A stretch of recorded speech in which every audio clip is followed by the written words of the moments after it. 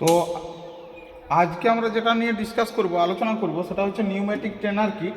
তো pneumatic trainer কিটে কিভাবে আমাদের কার্য সম্পাদন করে, অর্থাৎ কিভাবে মেশিনটা ওয়ার্ক করে এয়ার প্রেসারের সাহায্যে, সেটা আমরা দেখব। যেমন আমাদের হচ্ছে যেটা বায়ুমণ্ডলের যে এয়ারটা থাকে, যে বাতাসটা থাকে, সেটা আমাদের যখন আমরা এয়ার কম্প্রেসারকে চালাই তখন কি হয়, বায়ুমণ্ডলের বাতাসটা আমাদের ইনলেট পোর্ট দিয়ে সেটা আমাদের এয়ার কম্প্রেসারের ট্যাঙ্কে স্টোর হয়।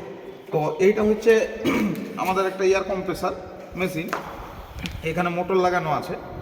আর এই যে এখানে আমরা দেখতে পাচ্ছি, এখানে যে এই যে ফ্যান আছে, এটা আমাদের ঘুরতে থাকে যখন এটাকে আমরা স্টার্ট করি।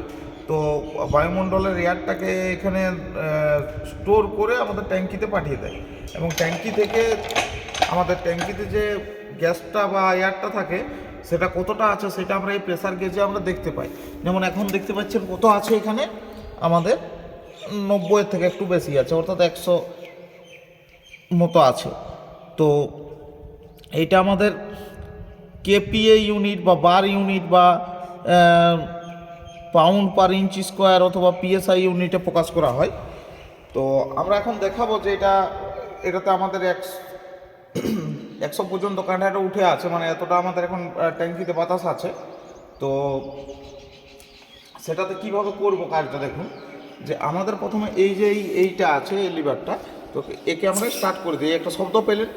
তো এবারে দেখুন, এই যখনই এখান থেকে আমাদের বাতাসটা ইনলেট পাইপ দিয়ে উপরে উঠছে, দেখুন এই পাইপটা উঠে গিয়ে এখানে আমাদের সোজা চলে এসছে এখন এফআরএল ইউনিটে। তো এফআরএল ইউনিটে প্রেসার গেজে চলে এসছে, এই প্রেসার গেজটাই দেখতে পাচ্ছি। তো এবারে এখানে হচ্ছে আমাদের এফআরএল এর ফুল ফর্ম হচ্ছে ফিল্টার রেগুলেটর লুব্রিকেটর।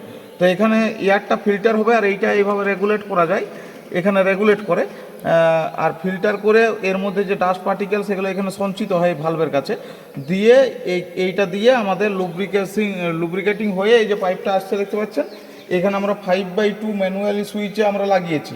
এখন কিন্তু আমরা ম্যানুয়ালি করছি, মানে সলিনয়েড ভালভের ব্যবহার করিনি। তো এখানে চলে এসছে। এবার আসার পরে আমরা দেখব যে এয়ার প্রেসারটা আসছে। এবারে যে আমরা যখন কোনো জিনিসকে আমরা লিফট করব বা কোনো কার্য আমরা করব, তখন আমাদের এই যে দুটো সিলিন্ডার এবং সিলিন্ডারের মধ্যে যে পিস্টন থাকে এবং পিস্টন সিলিন্ডারের যে সেট থাকে, একটা আছে আমাদের ডবল অ্যাক্টিং সিলিন্ডার, একটা আছে সিঙ্গেল অ্যাক্টিং সিলিন্ডার। তখন ডবল অ্যাক্টিং সিলিন্ডারটা কীভাবে আমাদের ওই এয়ার প্রেসারের সাহায্যে মুভ করে সেটা আমি দেখাবো এখনই। তো দেখুন, দেখতে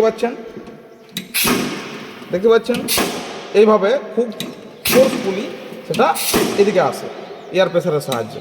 তো এইভাবে আমাদের কার্য সম্পাদন করা যায় নিউমেটিক ট্রেনার কিটে। এর পরবর্তী ভিডিওতে আমরা দেখব যেটা হচ্ছে আপনাদের নিউমেটিক ট্রেনার কিটের যে সলিনয়েড ভালভ আছে, মানে সলিনয়েড ভালভ অর্থাৎ আমাদের বাই ইলেকট্রিক সাপ্লাই এনওএনসি যে সুইচ আছে, এই যে দেখতে পাচ্ছেন এনওএনসি যে সুইচ আছে, নর্মালি ওপেন এবং নর্মালি ক্লোজ যে সুইচগুলো আছে আমাদের 1, 2, 3, 4, এগুলোর সাহায্যে সলিনয়েড ভালভের সাহায্যে আমাদের কীভাবে নিউমেটিকের আমাদের কার্য সম্পাদন করা যায় সেটা আমরা পরবর্তী ভিডিওতে দেখাবো। তো যখনই আমরা দেখুন যে ওখানে এখনও এয়ারটা ফিল্টার হচ্ছে, মেশিনটা আমরা এয়ার কম্প্রেসারটা চালিয়ে রেখেছি, যে আমি বন্ধ করে দেবো সেই এখানটা একটু নড়ানড়ি করবে। দেখুন বন্ধ করছি,